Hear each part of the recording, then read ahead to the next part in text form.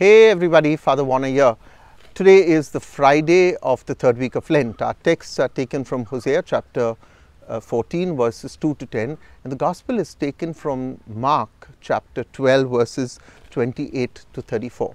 Now, Lent speaks to us quite differently depending upon what we are going through this year emotionally, who we've lost, or perhaps what we've gained, or where we are in our standing with God. I've been a priest now 23 years. I've had 23 different Lents, expressions, or the way I've approached Lent. And yes, through my adult life and through all my life, and I'm sure it's the same with you.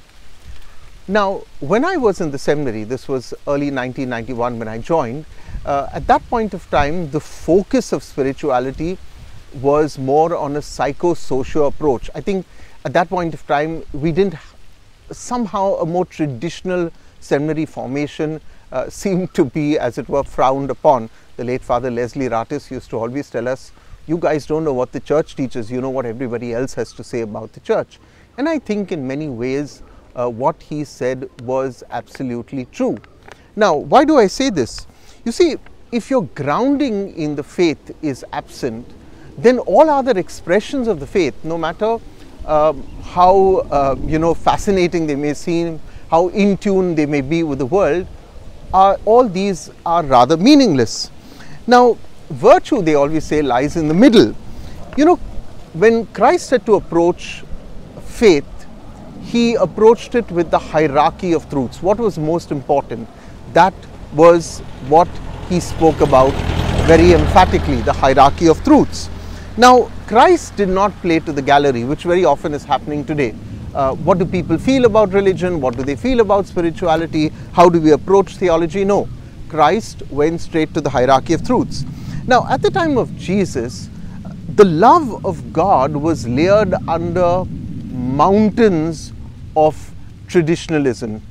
You remember in the Sermon on the Mount, Jesus in chapter 5 has 6 hypotheses. He says, you have heard it say, but I say to you. Why? Because the oral law had become greater than God's commandment, and Jesus wants to knock off all the the complications that people had put around faith and religion.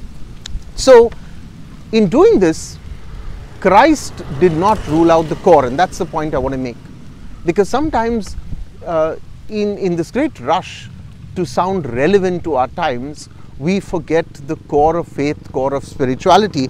And Christ did not rule out the core of faith. He simply corrected what needed to be done. Now, in that sense, I think striking a balance is really tough, but that's what we are called to do.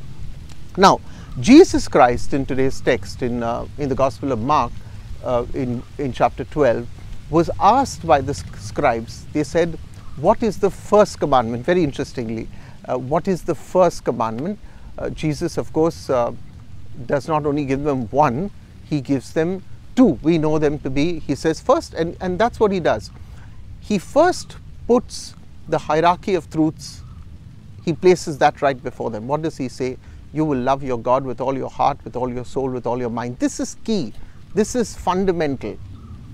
But he didn't rule out bringing in a new social dimension, this dimension of the brother. You will love your neighbor as yourself. I'm repeating this.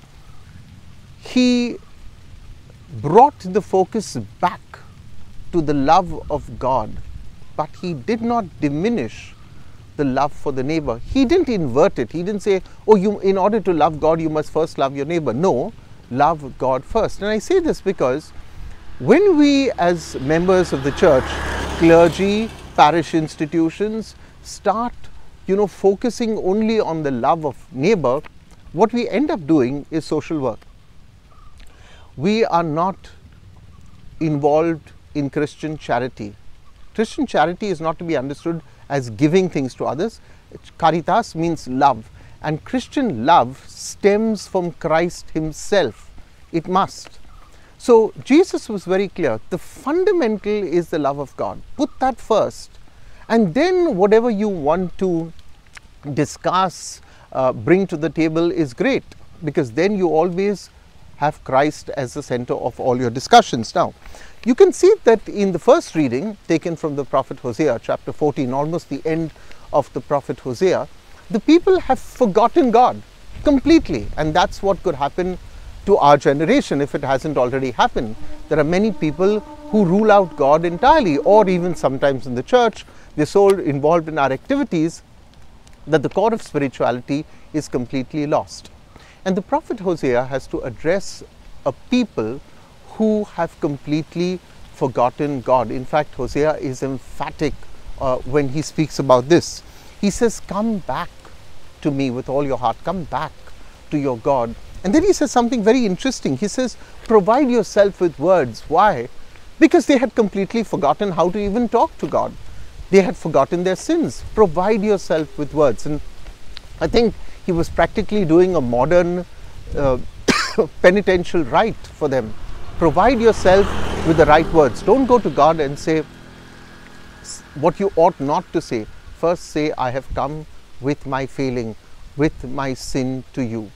Now, faith, my dear friends, should not ever be compromised.